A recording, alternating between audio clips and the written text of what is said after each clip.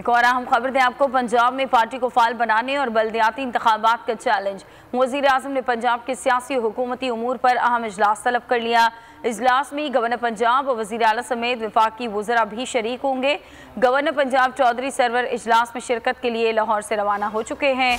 वज़ीर आला पंजाब उस्मान बुज़दार भी इस्लामाबाद रवाना हुए हैं। पंजाब के लिए वफाक की कोर कमेटी की तर्ज पर एपेक्स कमेटी तश्कील देने का जायज़ा लिया जाएगा। अहम इजलास होगा आज वज़ीर आज़म की ज़ेर सदारत और पंजाब के सियासी हुकूमती उमूर पर यह इजलास होना है।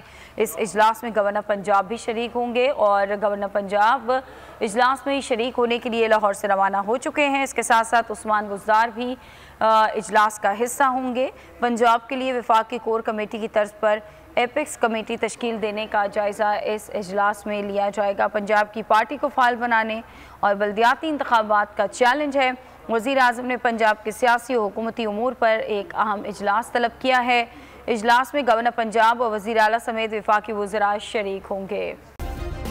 सब्सक्राइब करें और बेल दबाएं ताकि कोई खबर रह न जाए।